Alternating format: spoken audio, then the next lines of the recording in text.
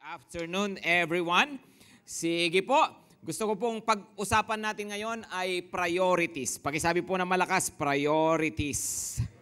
Of course, galing po yan sa salitang prior na ang ibig pong sabihin ay nauuna. So pag sinabi niyo pong priority, ang ibig pong sabihin mga bagay na inuuna po natin. So ang mga tao po may kani-kanyang mga priority. Yung ibang mga tao, maliwanag po ang listahan ng kanilang priority mula number 1 hanggang kung anumang number. Yung iba po, number 1, pera, number 2, kwarta, number 3, salapi, number 4, datong, number 5, atik, number 6, money. So yun po yung kanilang mga pinaka-priority sa buhay, yun na yung kanilang mga pinahahalagahan po talaga. Ngayon, pagdating po sa priorities, of course, again, depende po yan sa values po ng tao. Tama po? So, may mga tao po na masasabi nyo pong mayroon silang right priorities. Mayroon din naman mga tao na talaga pong mga wrong ang kanilang priorities. Ngayon, pwede pong right priority pero ungodly priority. Pwede rin po ba yun? Halimbawa po, pwede namang tama naman yung inuuna ng tao, kaya lang walang lugar ang Diyos sa mga bagay na pinahahalagahan niya sa kanyang buhay. Kaya po kailangan na mapag-usapan natin ito bilang mga tao na kumikilala sa Panginoong Diyos. Ano po ba talaga dapat yung mga priorities po natin? Ngayon, pagdating po dyan, gusto ko pong tingnan natin ang priorities sa ganitong paraan. Kasi po, from time to time, nakakakita po tayo ng mga listahan. Dapat ang number 1 mo, ganito. Dapat ang number 2 mo, ganito. Dapat ang number 3, ganito. Well, ganito po yan. Pag sinabi nyo pong priorities, pwede pong linear. Pakisabi po ng malakas, linear. Pag sinabi pong linear, ibig pong sabihin nyo nga po, siyempre, linya. 1, 2, 3, 4. Ganun po. Pero, pwede rin pong ang priorities ay circular. Okay? Ano pong ibig sabihin naman ng circular? So mamaya po ipapaliwanag ko po iyan. Ngayon ganito po. Kapag pwede linear or circular, mayroon pong mga pare-pareho na bahagi po yan. Depende na lamang po sa kung ano po yung atin pong pinag-uusapan na uri ng priority. Ano bang uri ang tinutukoy ko po? Pwede po kasing ganito. Meron po tayong priorities when it comes to our heart. Di ba? There are also priorities when it comes to the use of our time. Yun pong mga bagay na ginagawa po natin. So unahin po natin yung isa. Priorities in affection. Pakisabi po ng malakas, affection. Issue ng puso ho yan. Right? So ano po ba? Ang dapat na number 1 sa buhay natin, sino po ba dapat yung pinakamamahal po natin? So at ano po ba dapat yung pumapangalawa? Yan po, maganda pong tignan po natin. So let's take a look at these verses. Mark 12:29 hanggang 31. Sige, pakibasa po ito ng malakas. Sabi niya, Jesus answered, "The most important is, Hear, O Israel, the Lord our God, the Lord is one." Verse 30, "And you shall love the Lord your God." Pakibasa po ng malakas, "with all your heart, and with all your soul, and with all your mind, and with all your strength." Tapos po, verse 31, "And the second is this." Anong ibig sabihin ng second? Second most important, right? Kasi sabi po niya, the most important is this. So ito po yung second most important, you shall love your neighbor as yourself. There's no other commandment greater than this. Okay. So ito po pala yun. Pagdating sa affection, pagdating sa issue ng puso, dapat alam mo ang number 1, dapat alam mo rin ang number 2, alam mo ang number 3. Tama ba, mga kapatid? So dito, sa verse po na to, ano ang maliwanag na sinasabi po niya? Sabi niya, the most important. Dapat ang number 1 na pag-ibig. Dapat ang pinaka mamahal nating lahat bilang mga tao na naniniwala sa Diyos ay walang iba kundi ang Diyos na lumikha sa atin. Amen? So kung linear, ilalagay mo yung sa topmost of your list, kung sino ba talaga yung number 1? Sino ang number 1? Sino uli? God. Pakisabi ng malakas, God. Of course, si God. Siya yung number 1 sa listahan. Pansinin niyong mabuti yan yun pong pagkakasabi na you shall love the Lord your God ay base doon sa verse 29 na nakasulat, the most important is this, the Lord is one. Right? Right? So ano raw? The Lord is one, mayroong iisang Diyos, at dahil mayroong iisang Diyos, ano ang dapat gawin sa nag-iisang Diyos na yan? Mahalin mo siya ng buong puso, buong lakas, buong kaluluwa, at ng buong pag-iisip. Kasi nga, nag-iisa siya. Hello? Ngayon ganito, paano kung yung isang tao ay naniniwala nga siya sa iisang Diyos, kaya lang hindi niya minamahal ang Diyos ng number one sa kanyang buhay, mayroon pa siyang ibang mas minamahal, mas sinusunod, mas binibigyan ng halaga kaysa sa Panginoon mismo, then ang ginagawa po natin nang hindi natin sinasadya ay para bang sinasabi natin na mayroon ng ibang Diyos ng buhay natin. Okay? Are you following? Diba? Kasi there's only one God. Kaya sabi niya, kung one God, dapat love mo siya with all. Diba? With all your heart. Ngayon, kung hindi ko minamahal si Lord, mayroon akong mas minamahal ng higit pa sa Kanya, then para kong sinasabi, mayroon ng ibang Diyos yung buhay ko. Kasi yung nag-iisang Diyos, yung Diyos lang talaga dapat, ang karapat-dapat na tumanggap ng pinakamataas na uri ng pagmamahal. Maliwanag, mga kapatid? Hello, maliwanag ba? Sumagot naman kayo, utang na loob. Okay? So, sino dapat ang number one? God. Pakisabi ng malakas, God. So siya ang ating number one na love. Pero number two, linear po ito ulit. So susunod, ano pa ang mamahalin ko? Sino pa ang mamahalin ko? Number two is self. No? Pakisabi po self.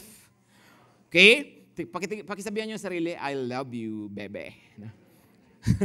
Mahalin ang sarili. Why? Sabi niya, and you shall love your neighbor as yourself. Di ba? Hindi sinabing mahalin mo ang iyong kapwa, tapos kalimutan mo na ang sarili mo. Okay? Hindi po. Sabi niya, you shall love your neighbor as yourself. Actually, ang standard, ang sukatan ng pagmamahal natin sa ating kapwa ay yung pagmamahal natin sa ating sarili. So the more na minamahal ko ang sarili ko, all the more na dapat minamahal ko ang aking kapwa. Hindi pala naiiwan yung kapwa sa pagmamahal at hindi rin tama na naiiwan natin ang ating sarili sa pagmamahal. Maliwanag? Hello, maliwanag mga kapatid? So you cannot be selfish na puro sarili natin, egocentric, di ba? Yung puro mga self-centered tayo, puro tungkol sa atin. Pag ganun po, ang nangyayari ay wala na tayong ibang minamahal kundi yung sarili natin. Hindi rin naman tama na masyado kang selfless. May mga time that you have to be selfless. There are times that you have to be sacrificial, pero hindi rin naman tama na laging ganon, kasi sabi ng Panginoon, mahalin mo ang iyong sarili. Kasi nga po, ang kakayahan natin, ang capacity natin na magmahal ng ating kapwa ay depende sa pagmamahal natin sa ating sarili. Maliwanag mga kapatid? So you cannot obey this command of loving other people if you do not know how to love your own self. Pag hindi natin mahal yung sarili natin, paano nating matututunan na mahalin yung ibang tao ng tamang pagmamahal? Maliwanag ba? Okay? So number 2 is self. Number 3, family. Pakisabi po, family. Okay? Sa pagmamahal, sabi niya, love your neighbor as you love yourself. Sino ba yung mga neighbor? No? Hello, sino ba yung mga neighbor? Unang-unang neighbor mo, unang-unang kapwa, pag sinabing neighbor, kapwa, hindi kapitbahay, no? Mahalin ang kapitbahay. So, si Kumari minahal si kapitbahay. Ano? So, ganun po. Ano? So, sabi, mahalin ang iyong kapwa. Okay? So, sino yung kapwa? Unang-una, siyempre, pinakamalapit na kapwa, family. Hello? Pagsabi, family. O, kasama po yan. Number 3 sa listahan ng priority, love God, love yourself, love your family. Pero itong family, maganda rin clear tayo ha. Under ng family, dapat makita rin natin yung pagkakasunod-sunod. O teka, kung mamahalin ko ang aking pamilya, tama ba na may asawa na ako't lahat, pero hanggang ngayon ay pa rin ako, ang pinakamamahal ko pa rin ay ang nanay ko, di ba? Tama ba, pastor, yung asawa ko, di ba? Yung biyanan ko pa rin, doon pa rin siya lagi. Di ba? So tama ba yun? No? Ngayong nagkaanak na ako, may anak na, tama ba na puro anak ko na lang ang binibigyan ko ng atensyon? Wala na akong panahon sa asawa ko. Okay, kaya kailangan maintindihan nating mabuti ito. Maliwanag? Okay? So pagdating sa pagmamahal sa pamilya, mayroon ding number 1, 2, 3, 4 din po yan. Okay? So unang-una, pagdating sa family, love your spouse. Number 1 ang spouse. Esposo, esposa, kaya asawa. Okay? Unang-unang minamahal, asawa. Kung katabi niyo asawa niyo, pakisabihan, sige na nga, loves kita. No? Hindi nga. Tingnan niyo nung sabi ng Panginoon, love your neighbor, mahalin mo ang iyong kapwa, kapatid, yung mga may asawa dyan Unang-unang kapwa mo, pinakamalapit na kapwa mo, ay walang iba kundi ang asawa mo. Amen? Dahil kapwa-tao mo yan. Kahit minsan, hindi asal tao yung asawa mo. Sige, kamang sabihin mo yung katabi mo, kung asawa mo, sabihin mo, sige na nga, no, kapwa kita, tao ka nga rin. No? Dahil tao ka, kapwa kita, so mahal kita. Amen? Okay, so ganito po, kailangan clear tayo rito. Sabi ng Panginoon, bakit number 1 ang buhay, ang number 1 sa pagmamahal, sa relasyon sa kapwa, ang asawa, dahil sa mga instruction sa Bible, yun po ang maliwanag na nakasulat. Mahalin mo, lalaki, mahalin mo ang iyong asawa. Nuling lilikha ng Panginoon si Adan saka si Eva. Tapos ang sabi po doon, ikinasal sila ng Panginoon, binasbasan sila ng Panginoon. At ang sabi, iiwan ng lalaki ang kanyang mga magulang at siya ay pipisan sa kanyang asawa. Ibig sabihin, kung dati po ang number 1 na relasyon nung single ka pa, yung mga magulang, pag nag-asawa ka, nalilipat dapat yon kasi iiwan mo na yon, tapos pupunta ka sa iyong asawa. Hello, maliwanag? Maliwanag ba, mga kapatid? Kaya nga po, ang number 1 na minamahal na kapwa, maliban sa ating sarili, pag ikaw may asawa, ay ang iyong asawa. Clear? Hello, maliwanag po ba? Love your spouse. Number 2, love your children. Pangalawa, ang mga anak. Pagdating sa pagmamahal sa pamilya, pangalawa ang anak. Ngayon, ganito po. Marami ang dyan nagkakamali. Nung dati ay mag-boyfriend pa lang sila.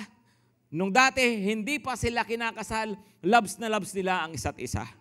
Nung ikinasal na po sila, tapos naging familiar na sa isa't isa, medyo nababawasan yung kanilang affection sa isa't isa. Pero ito po ang matindi. Noon pong magkaanak na, ang lahat ng pagmamahal ibinuhos sa anak na ubusan yung asawa. Hello? Hindi po ganon ang design ng Panginoon. Kailangan, kahit na ilan na ang anak ninyo, kahit maka 30 na anak na kayo, 30 talaga, no? Kahit na ang dami-dami mo ng anak, dapat may love life ka pa rin. Amen? Amen? Okay, yung mga couples at yung mga mag-aasawa pa lang, you do not cease to be lovers when you become parents. You do not cease to be lovers when you become parents. Hindi nahihinto ang pagmamahalan dahil sa kayo ay mga magulang na, masyado na tayo matanda para dyan. Dami na nating anak. Diba? Ganon, no? Hindi po. Kahit may magulang, kahit magulang na kayo, kahit ilan pa yung maging anak ninyo, dapat lovers pa rin kayo sa isa't isa. Amen? Okay? So, ang mga anak ay pangalawa sa pagmamahal, sa asawa. Clear ba tayo doon? Hello, clear? Mga kapatid, no, yung mga may asawa dyan, saka yung mga mag-aasawa pa lang, uulitin ko nananatili ang love life. Ang love life ng mag-asawa, hindi nahihinto dahil sa kayo ay may mga anak na o may mga apo na, nagmamahalan pa rin dapat. Pangalawa lang ang mga anak. O ngayon ganito, ibig sabihin, Pastor, babawasan ko pagmamahal sa anak ko, hindi mo kailangan bawasan ang pagmamahal. Dagdagan mo lang yung pagmamahal mo sa asawa mo. Amen? Kaya ganun lang naman yun di ba? Kailangan mong dagdagan yung pagmamahal mo doon sa dapat mong higit na mahalin at hayaan mo na malagpasan niya yung pagmamahal sa anak. Pangatlo, na pagmamahal daw ay, pagmamahal sa pamilya ay pagmamahal sa iyong mga magulang. Matanong ko nga, sino ang mga anak dito? Ay talaga? Pareho tayo no? So lahat tayo may mga magulang. So pagmamahal sa magulang. O siyempre marami dito single. O yun yung una na pagmamahal. Paliwanag? Di ba yun yung una? Pero para sa mga may pamilya na, Para sa may mga asawa at anak na pangatlo. Right? Bakit? Babanggitin ko ulit yung verse. Sabi niya, iiwan ng lalaki ang kanyang mga magulang at siya ay pipisan sasama sa kanyang asawa. Ibig sabihin, hindi na number one ang mga magulang, kundi yun nga po, napupunta na sa asawa at sa sarili ng pamilya. Pero ngayon, ano ibig sabihin, Pastor? Babawasan ko pagmamahal ko sa magulang ko, mali uli. Dagdagan mo yung pagmamahal mo sa anak mo, dagdagan mo yung pagmamahal mo sa asawa mo. Clear po ba tayo doon? Hello? Mga kapatid, di ba? So, mahalin ang magulang at ganito po. By the way wala pong age limit. Walang age limit ang pagmamahal sa magulang. Right? Hindi porke matanda ka na, may sarili ka ng buhay, babawasan ang pagmamahal sa magulang. Kasi akala yata ng iba may age limit eh. Ang pagmamahal sa magulang hanggang elementary lang. Pag nag-high school ka na, pwede mo na sagot-sagutin si mama saka si papa. Di ba? Pag may sarili ka ng trabaho, may sarili ka ng buhay, wala nang pakialaman, bahala sila sa buhay nila. Ganun ba yon? Hindi po, no? Ang pagmamahal sa magulang dapat ay hindi natatapos. Amen? Okay? Number 4 ay siblings. Yan, mga kapatid. Mga kapatid. Okay? So kung ikaw ay isang tao na may pamilya, pag sinabi ng Bible, pag sinabi natin, love your family, ang ibig sabihin ng family, mahal mo ang asawa mo, siya ang unang-una, number 2 ang iyong anak.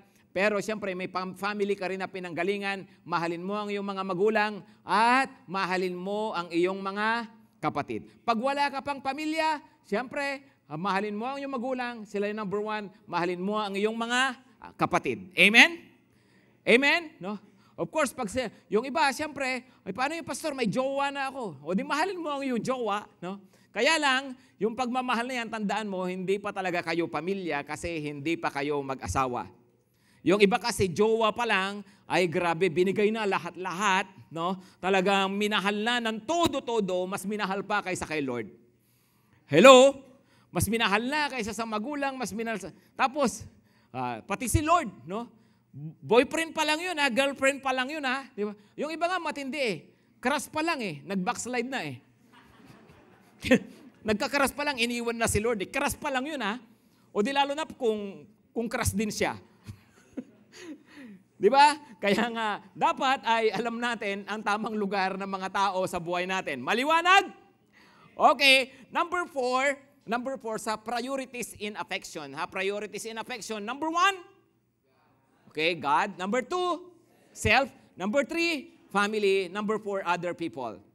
Okay, pag sinabing other people, sino naman? Dalawa rin yan, no? Of course, una dyan ay yung pong sinabing other people, mga kapatid sa pananampalataya.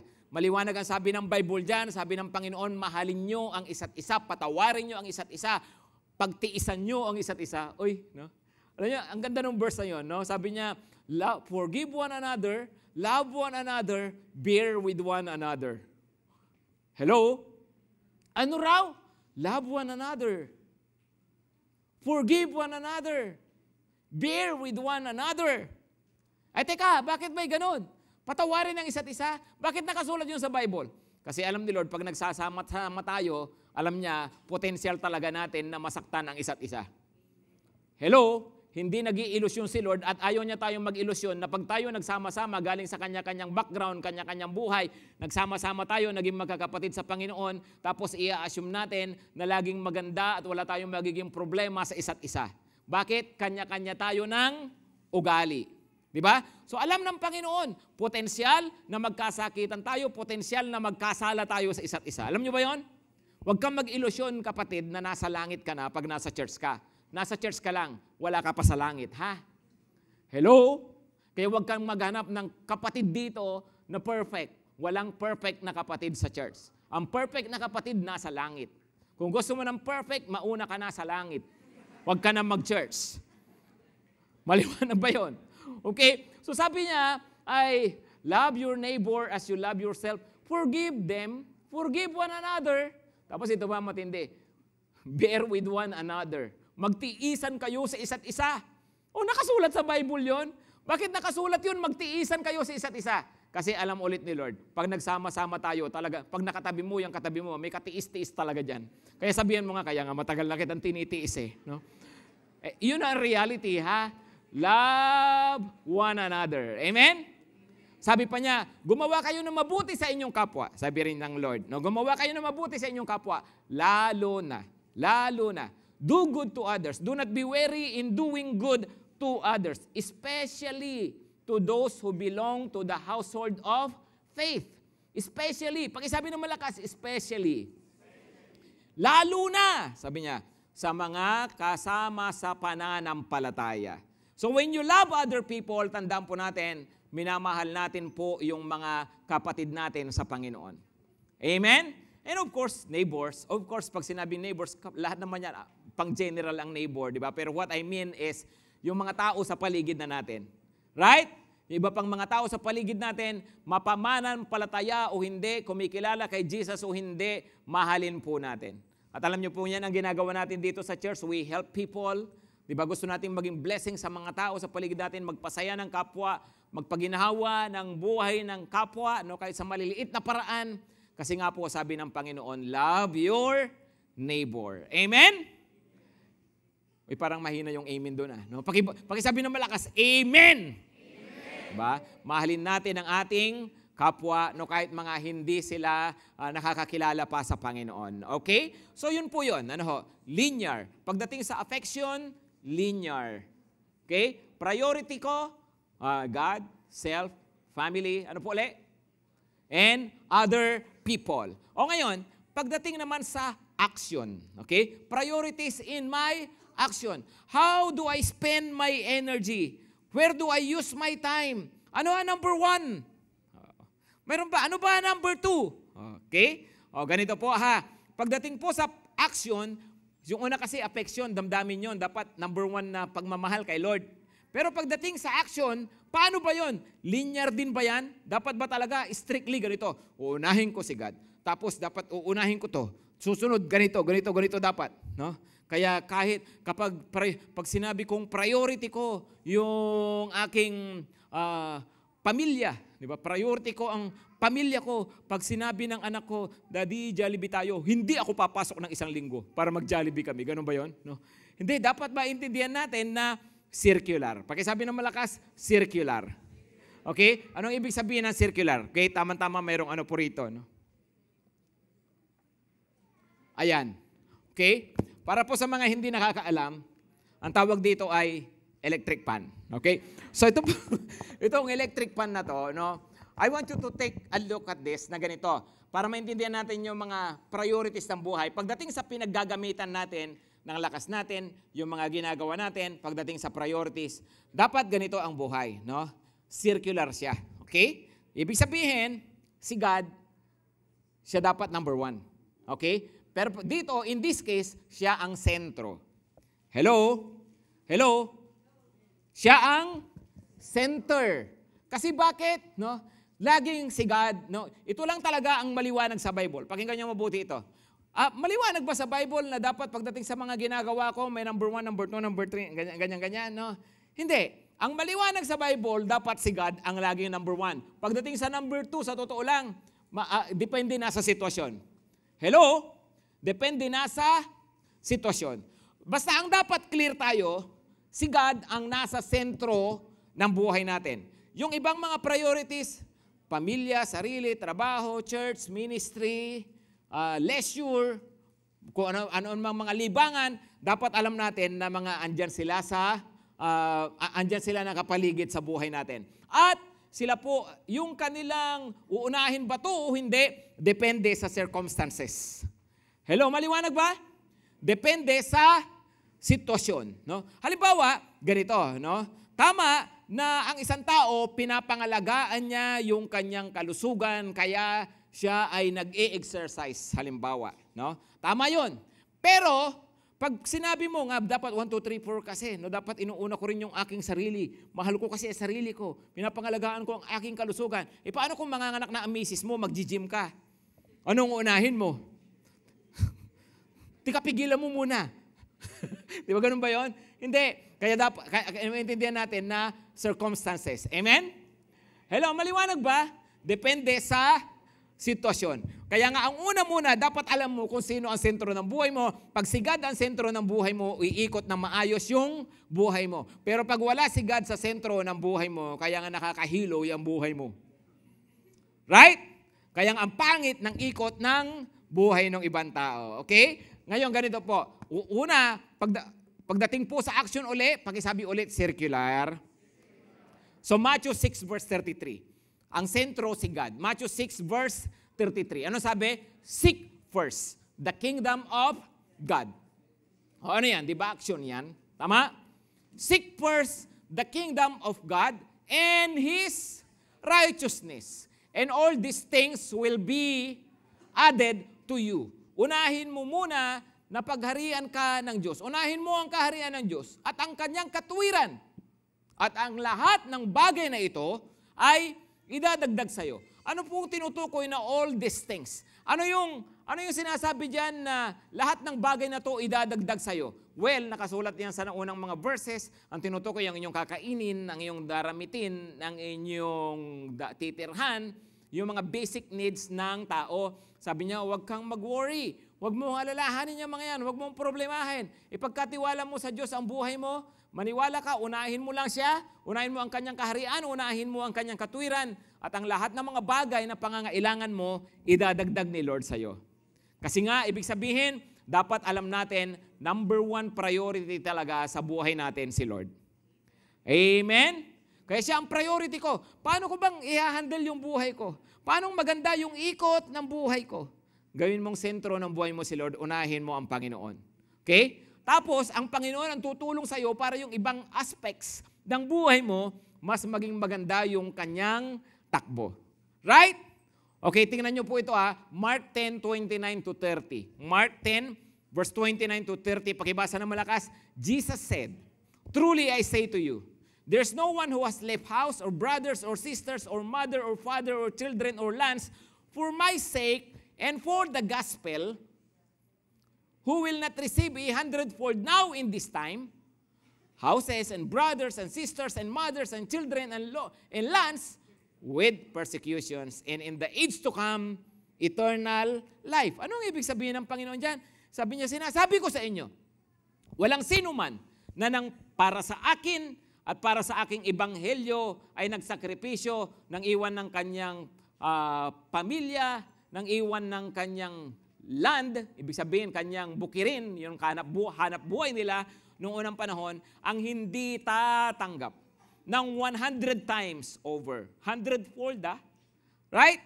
100-fold, sabi niya. Tapos, hindi lang yon, pati buhay na walang hanggan.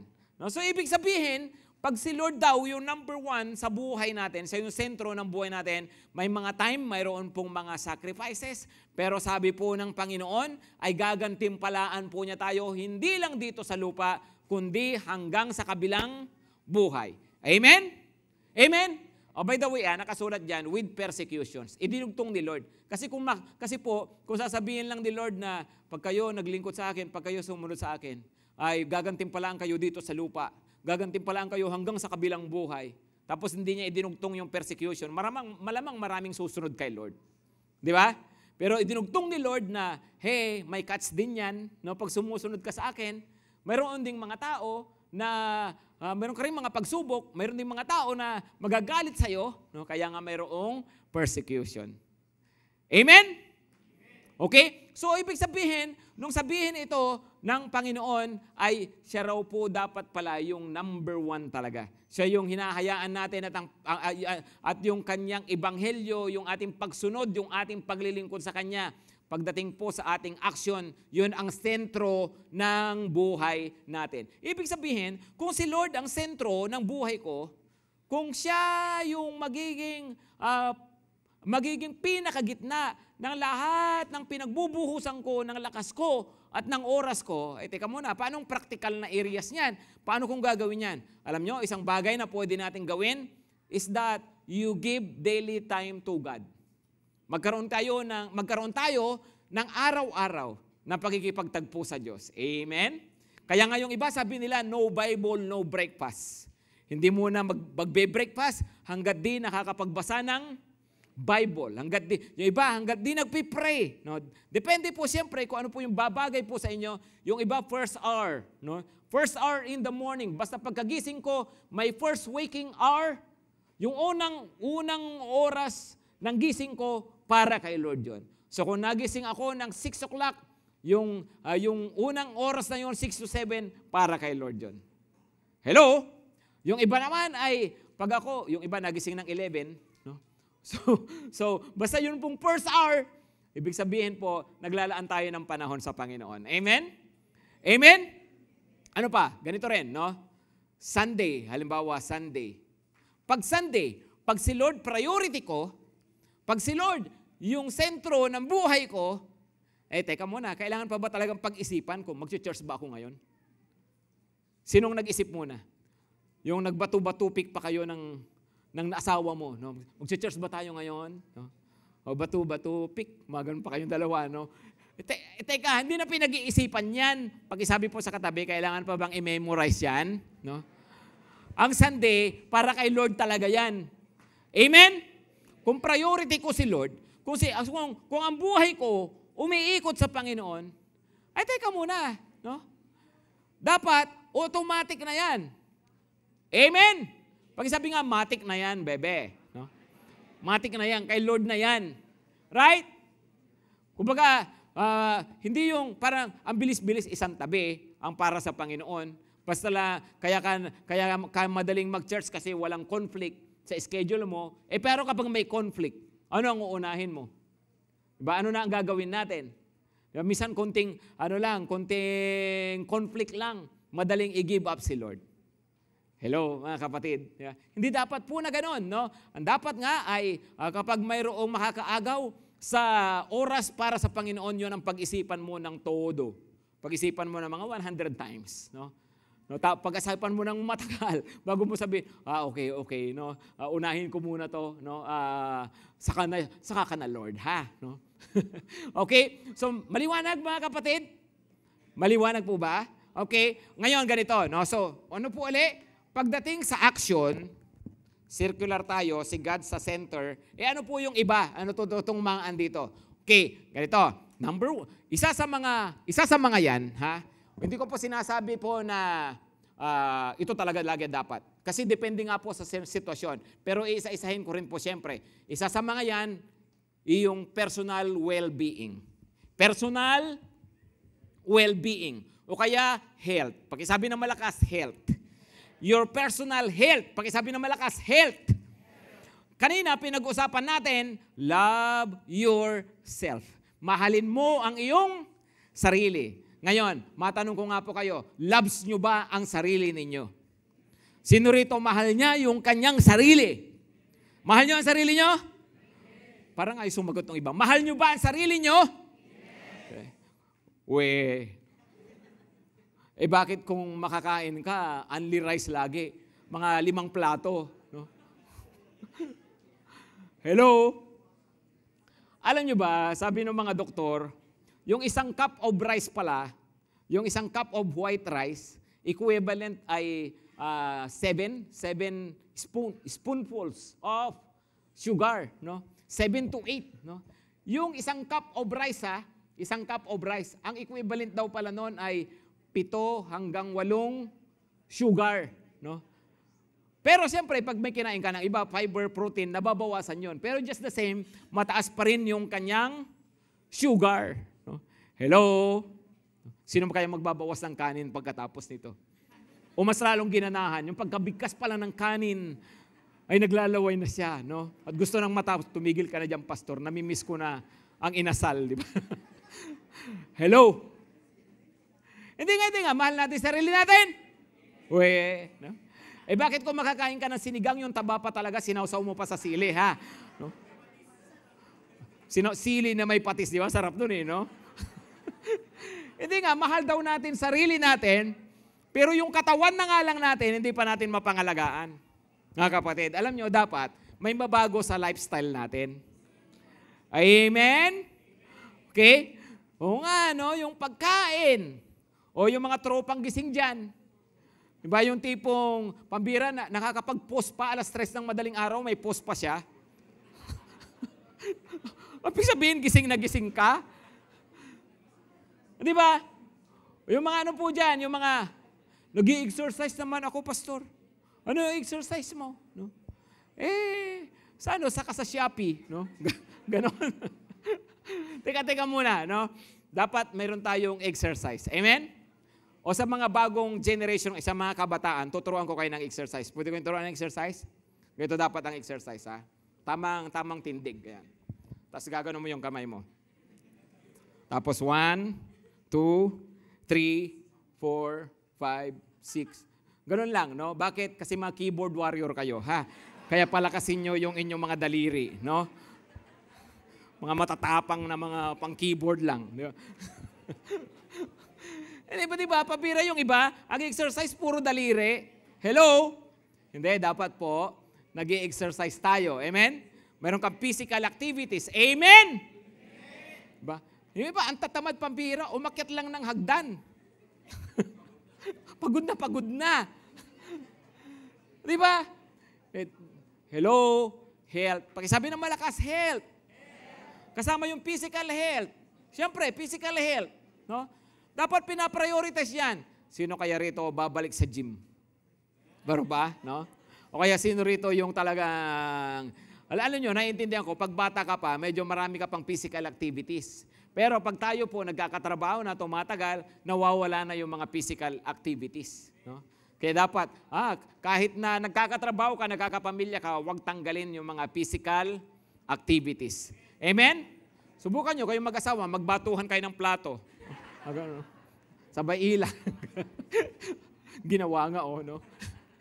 Kailangan may physical activities. Pero pagdating sa health, hindi lang yan physical health. Remember, importante rin yung ating mental health. Amen? Yung emotional health. Importante rin yan. At may mga magagawa kayo. Baka nga mamaya, kinakailangan mo, baka mamaya, isa pang naging dahilan, kaya ka mentally, emotionally unhealthy dahil sa social media. Baka kinakailangan mo mag-deactivate muna. Kasi pero puro negative na lang yung nagiging epekto sa'yo. Right? Okay? Alam nyo, kahit sabi ng mga kaibigan ko ng mga psychotherapists, mahalaga talaga rin yung mga ginagawa natin physically para sa ating emotional and mental health. Yung ba, pambira na hindi ka na naarawan, hindi ka na nasikatan ng araw. Kailangan daw yun para maging mentally healthy ang isang tao. Yung physical exercise nakakatulong para maging mentally healthy. Yung pakikitungo sa ibang tao, pagsi-cell group yan, pagsama sa kaibigan, nakakatulong para ikaw ay maging mentally healthy. Of course, may gamot sa talagang nangangailangan ng gamot, no? Pero minsan kinakailangan mo na tulungan lang din talaga yung sarili mo. Hindi pala minsan, talagang kailangan nating tulungan ang ating sarili. Amen? Of course, spiritual health, no? Spiritual health. O nga, paano nga ba naman akong makakatulong sa iba, no? Kung sarili ko, hindi ko napapangalagaan. Amen? Amen? Okay? So, spiritual health. Kaya nga, yung nga po, sabi ko kanina, devotion, pag-church, ganyan. Okay? Next po, ay hindi lang yung health, kundi ating family. Pagdating sa action natin, family. Pakisabi ng malakas, family. Affection, family. Importante yan. Pagdating sa mga action natin, importante kasama sa priorities natin, yung ating family. Alam nyo, sa mga magulang nyo, sa mga nanay nyo, sa mga nanay natin dito, alam nyo, talagang kahanga-hanga yung mga nanay, di ba? Na marami po sa kanila talagang mula nung magkapamilya, magkaanak, nako, yung talagang priority, puro tungkol na lang sa pamilya. Yung kanilang mga efforts, yung kanilang action. Actually, kahit yung mga tatay na nagtatrabaho, o kahit sinman, kahit mother na nagtatrabaho, bakit nga ba nagtatrabaho? Ba't sila kumikilos ng ganyan? Because of the family. Kasi po, may mga ginagawa natin, importante talaga yung pakinabang ng pamilya. Amen? Hello, amen ba? Amen. So kasama yun, okay, nagsisikap ako, wala pa akong pamilya, nagsisikap ako. O teka muna, no? Kapatid naman, magsikap ka, pero maging blessing ka rin sana sa mga magulang mo habang wala ka pang pamilya. Amen? Amen ba? No? Yung sa iba-ibang paraan, kahit paano makatulong ka, no? Bakit? Kasi kasama sa pamilya dapat yung pinaggugugulan natin ng ating lakas. Kasama ang ating mga mahal sa buhay. Amen? Okay? And of course, work. Pakisabi ng malakas, work. Okay? Kasama sa mga pinahahalagahan natin, ano po uli? Yung ating work. Si God sa center, hayaan nyo si Lord ang pinakasentro ng lahat. Tapos yung iba dyan, yun po yung mga kasama na po yung trabaho, kasama na yung pamilya. Yan po yung sa mga activities natin, sa mga action natin sa buhay. Pagdating sa work, ganito po pakisabi ulit ang malakas, work. Pagdating sa work, may tinatawag na secular work. No? Pero mayroon din tayong tatawaging sacred work. No? Ano yung number 1? Secular work. Ano yung number 2? Sacred work. Yung secular work, yan yung iyong career. Okay? Yung sacred work, yun yung iyong calling. Lahat tayo mayroong calling. Amen? Okay? Yung secular work ay yun yung ginagawa natin para sa ating mga sarili, para sa ating pamilya. Yung sacred work ginagawa natin para kay Lord. Secular work makes a living. Sacred work makes a life. Okay? Maaring may kabuhayan ka, kaya lang wala ka namang kabuhay-buhay. Kaya nga dapat ang buhay, para ka magkaroon ng buhay, may contentment ka, mas satisfied ka, mas may meaning yung buhay mo, huwag kang puro para kumita ng pera. Huwag kang puro hanap buhay. Kailangan mayroon din tayong ibang pinaggugulan ng ating buhay, and that is our sacred work. Amen? Kaya dapat maganda, hindi ka lang puro tungkol sa trabaho, tungkol sa company, mayroon ka ring ministry. Amen? Yung mga trabaho mo, yung mga trabaho, totoo kumikita tayo, nakikinabang din siyempre yung mga boss natin sa atin. No, pero pag tayo mayroong ministry, ang nakikinabang ay si Lord, yung kaharian ng Panginoon. Amen? Kaya importante, mayroon kang secular work, mayroong sacred work. Ngayon, di ko sasabihin sa inyo, ano ba ang nauuna dyan, Pastor? Kaya nga po sabi ko, circular di ba? Kasi depende sa sitwasyon. Tama? Tama? Natural yan, ganito. No? Iba kasi kami, full-time kami di ba? Full-time ako sa ministry, pero meron din akong secular work, no? Pero para sa akin, yung secular work, parang, ano po yun, no? Pandagdag lang yun sa oras ko, parang sideline lang. Sa case ninyo, karamihan siyempre dito, full-time kayo sa work ninyo, no? Full-time kayo sa studies. By the way, kung kabataan, siyempre ang work mo, ito rin mong work, studies mo. Pag-aaral. Tama? Okay? Full-time kayo dyan Pero pagdating sa ministry, nagbibigay pa rin ng oras sa Panginoon. Amen? Amen? So hindi ito yung gaano kahabang oras. Ano ba talaga unahin? Ganito lang yan, kapatid ha. Para hindi kayo nakukonfuse. Ano ba unahin ko? Dapat, meron tayo, alam natin, yun pong depende ito sa circumstances. Conditional po ito. Kaya nga circular Ibig sabihin ganito, Monday to Friday, let's say, Monday to Friday, alam mo, may papasok ka sa school, may pasok ka sa trabaho, 8 to 5. O di ang priority mo, sa oras na yun, yung trabaho, yung school mo, yung trabaho mo, tama? Hello, tama? Di ba? Paano naman pag Sunday? Hello, Sunday. Teka, Pastor, mayroong sideline no? Extra income. Teka, dapat alam na natin na, unahin ko, hindi dapat, ang unahin ko ay yung para sa Panginoon. Amen? Amen? May cell group ka. Halimbawa, weekdays, lalabas ka ng opisina o ng trabaho, ng school ng 6 p.m. pero mayroon kang cell group ng 8 p.m. o kaya 7 p.m. Tapos, mayroong nag-aya sa'yo na barkada o kaya mayroong ibang income, pwedeng mag-overtime, dagdag kita. Ano ang priority mo? Di ba? Hindi, hayaan mo na yung cell group na yan. Marami namang cell group. No? Marami namang pagkakataon pa. Hindi pa naman darating si Lord. Ganun ba yun? Dapat alam po natin yung ating mga priorities. Amen? Hello, amen ba? Speaking of work, tingnan nyo Proverbs 12 verse 11. Proverbs 12 verse 11, whoever works his land will have plenty of bread. Okay? Kung sino ang nagtatrabaho, may pagkain. Maraming pagkain. Amen? Sumagot naman kayo, para kayong gutom. Okay? But he who follows worthless pursuits lacks sense. Wala kang sense. Sabi niya, ano raw?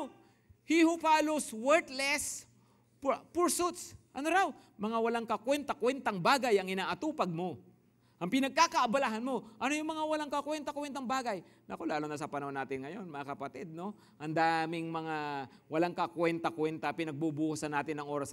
Manood ka ng isang TikTok, oo nga, yung TikTok na yun, 30 seconds lang, kaso nasundan ng sunod-sunod pa ng mga TikTok, no? Yung 30 seconds mo, naging 10 oras eh.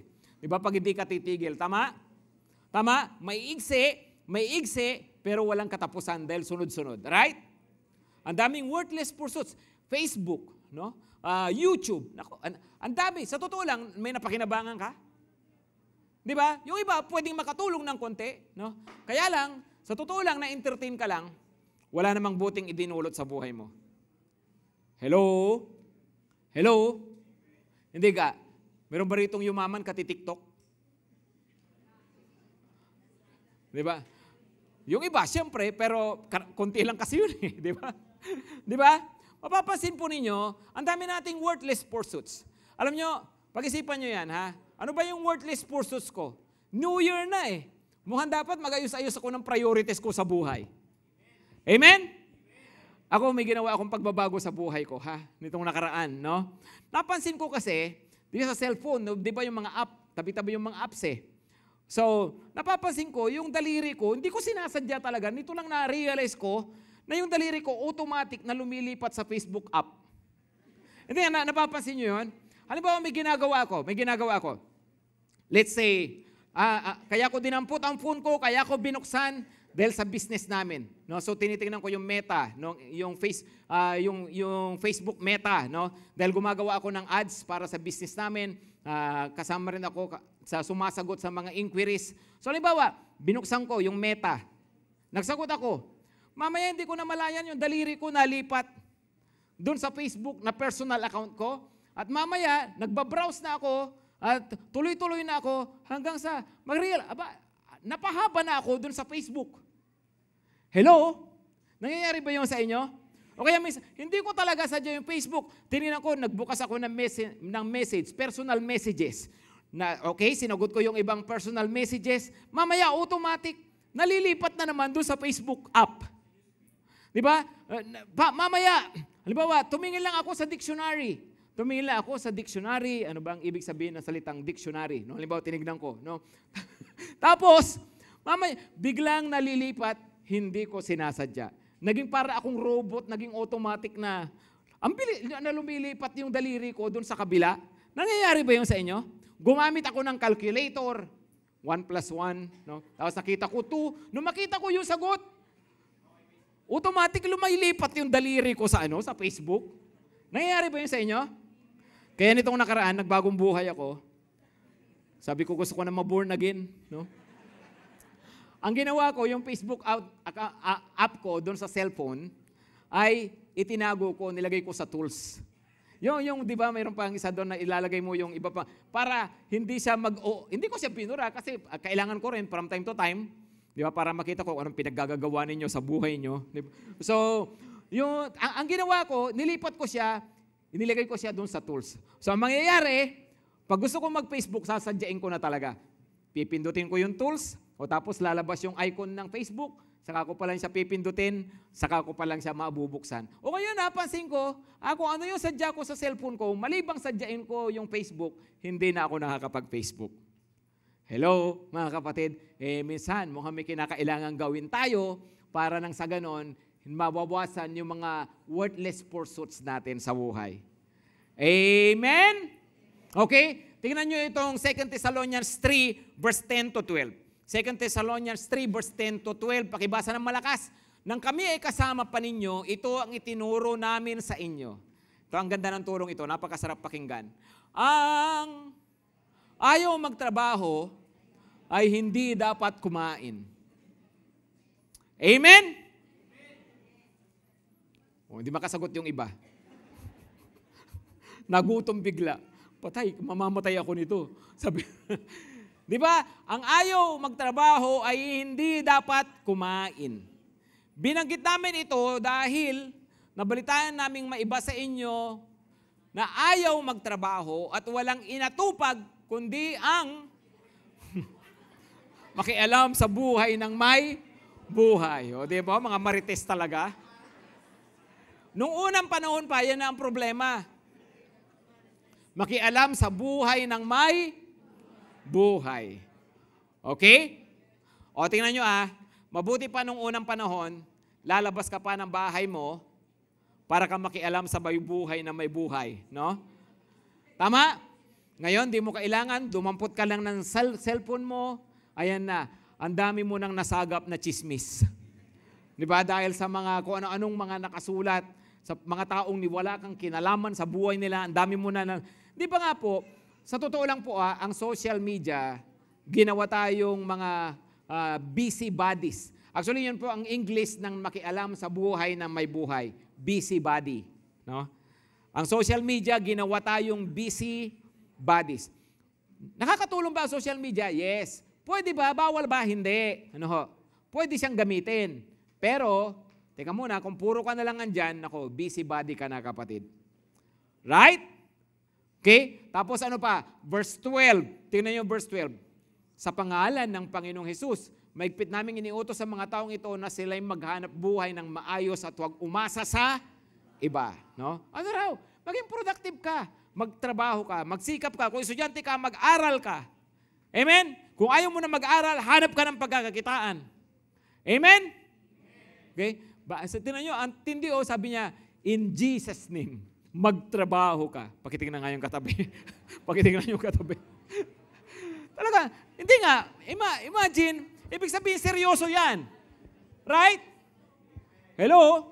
Seryoso yan para sabihin sa pangalan ni Jesus, magtrabaho ka. Di ba? Kaya nga po, importante ang secular work. Amen? Sacred work naman. Sacred work. No? Importante rin po yung sacred work. Naglilingkod tayo sa Panginoon. Maliwanag po, Deuteronomy 8 verse 18. Deuteronomy 8 verse 18, you shall remember the Lord your God. Okay, tapos, for it is He who gives you power to get wealth. Ano raw? Ano raw binibigay ni Lord? Kakayahang kumita. Right? Power to get wealth. So kung siya nagbibigay niyan, naniniwala ba kayo si Lord ang dahilan? Si Lord nagbibigay sa atin ng hanap buhay, ng pagkakakitaan, nagbibigay sa atin ng lakas, yung talino natin kahit sobrang galing mo, hindi mo kaya yan kung hindi dahil kay Lord. It is He who gives you the power to get wealth for your secular work. Pero remember the Lord your God naman, kapatid. Dapat, huwag mong kalilimutan si Lord, huwag mo namang isasantabi si Lord. Magkaroon ka pa rin ng paglilingkod sa Panginoon. Amen? Remember the Lord your God. Susunod pa rin tayo at maglilingkod kay Lord kahit busy tayo. No, kahit successful tayo sa buhay. Amen? O young people, alam ko hindi pa tapos si Lord sa inyo. Marami pang gagawin ang Panginoon sa inyo. No? Pero remember the Lord your God. Yung iba po rito, pinapaalalahanan ng Panginoon, balik ka na raw sa cell group. Hello? Yung iba po sa inyo, dating may ministry, na wala na tayo sa ministry, balik na raw kayo sa ministry. Yung iba po rito, ay darating na si Lord, tagal nyo ng Christian, tagal mo ng born again, nauna ka pang na born again kay Apostol Pablo, no? Ngayon, wala ka pang ministry, maglingkod ka na rin daw kay Lord, ha? Amen? Secular work and sacred work. So, babalikan ko po yung sabi ko kanina. Dapat ang tingin natin sa mga yan ay circular. Okay? Basta alam mo, si Lord ang sentro, mayroong mga pagkakataon na ito, okay, ito yung natural na schedule natin, ito yung natural na activities natin. Okay, pag halimbawa, pagdating sa Monday to Friday, 8 to 5, nasa trabaho ako. O natural, priority mo yun. Tama? Tama? Pero depende nga sa circumstances eh. Di ba, paano kung mayroong problema sa school yung anak mo at kailangan mo talaga siyang samahan at walang ibang pwedeng sumama sa kanya, ikaw lang talaga. O edi, isang tabi mo muna yung trabaho, mag-absent ka, magpaalam ka. Tama? Kasi kinakailangan ng presensya mo ng anak mo. Maliwanag po ba? Hello, maliwanag mga kapatid? Di ba? Okay, may schedule tayo, kaya dapat pagdating sa schedule hanggat maaari, sinusunod po natin. Pero pag may mga sitwasyon na alam natin, mas mahalaga yung buhay, kalusugan ng asawa ko, no, kaysa sa trabaho ko. Amen? Amen? Diba? Mag-gym sana ako, kaso Di ba? Teka, mas uunahin ko tong ganito. Right? Hello, maliwanag po ba? Okay? So dapat po ganon. So alam natin na minsan mayroong pinagpapalit-palit tayo, basta importante, binibigay natin yung tamang atensyon at aksyon sa mga bagay po na ito. Maliwanag. Okay, sige po, tumayo po tayong lahat. Tumayo na tayong lahat. Pakinggan nyo pong mabuti ito. Pakinggan po natin mabuti. Mapapansin nyo, yung mga verses na binasa natin, focus lahat, karamihan, tungkol kay God na siya dapat yung number one. Siya dapat yung sentro. Tama? Tama? Ibig sabihin, siya po yung hindi mawawala sa equation. Si God talaga. Hindi mo pwedeng tanggalin. At ang lugar niya, pangunahin lagi. Kasi nga po, siya po yung Diyos na lumikha sa atin, may-ari ng buhay natin. Amen? So, dapat si Lord ang number one. Dapat si Lord ang sentro. Pagdating sa ibang mga bagay, pagdating sa ibang mga tao, merong mga kung ano-anong mga sitwasyon, merong mga kung ano-anong mga i-consider ko. Minsan, meron din talagang dapat sinusunod. 1, 2, 3, 4, 5. No? Dapat ganon. Pero hindi nawawala na si Lord ang number one. Amen? Listen carefully, mga kapatid. Ang tanong, kumusta ba ang lugar ng Lord sa buhay natin? Priority ba natin ang Panginoon? Kasi pag priority natin si Lord, makikita natin yung pagkakasunod-sunod ng ibang mga bagay sa buhay natin, mahalagang areas ng buhay natin, ay naaayos din. Importante, alam lang natin kung sino at ano ang paunahin talaga sa buhay natin. And that is no other than God Himself. Okay? Ngayon, kasi ganito po, tinanggap natin si Lord. Kaya lang, to so many Christians, of course, Christ is present. Pero hindi sapat na present lang si Lord kasi andyan na siya sa puso mo nung tinanggap mo siya. Dapat siya ay maging prominent sa buhay mo. Amen? Hindi lang nakatira siya sa'yo. Resident nga siya, hindi naman siya president. Di ba? Dapat president siya. Dapat siya pa rin yung nauuna sa buhay natin. Dapat bilang mga Kristiyano, sa pag-uumpisa ng taong ito, alam mo ang iyong priorities. At ibalik natin si Lord sa number one na area ng buhay natin. Maliwanag po ba? Number one na lugar natin. Lugar ng buhay natin. Yumuko tayo lahat at pumikit. Kinakausap kayo ng Panginoon. May sinasabi sa inyo si Lord about your priorities. May sinasabi ang Panginoon tungkol sa pag-ayos mo, ng schedule mo, ng oras mo. Sabihin mo sa Panginoon, yes Lord, tulungan mo ako. Ano ba ang gagawin mo para maging prominent siya sa buhay mo? Ano ba ang gagawin mo para siya talaga ang maging number one? Ano ang gagawin mo para sa health mo? Ano ang gagawin mo para sa pamilya mo? Pag-isipan mo yan. Pag-isipan mo. Ngayon, at the same time, mayroon dito, mga bago, mga bisita, mag-umpisa ka muna rito. Siguraduhin mo na si Lord present na sa buhay mo. Kasi paano siyang magiging number one kung wala nga siya sa buhay mo?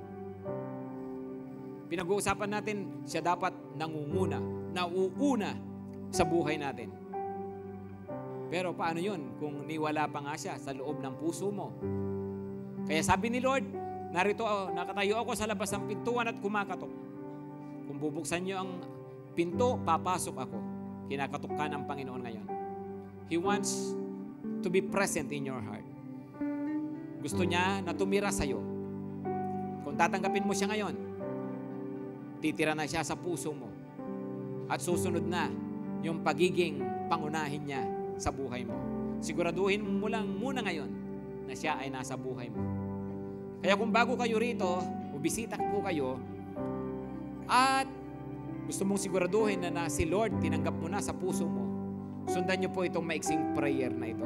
Kung gusto mong tanggapin si Jesus ngayon, ipatong mo nga lang yung kamay mo sa tapat ng puso mo at sambitin tong panalangin na to. Sige po, sambitin niyo tong prayer na to from the heart.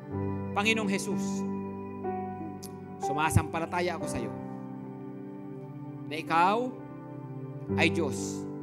Sige po, sabihin niyo na nagkatawang tao at namatay sa krus at muling nabuhay. Panginoon, tinatanggap kita ngayon pumasok ka sa puso ko, sa buhay ko.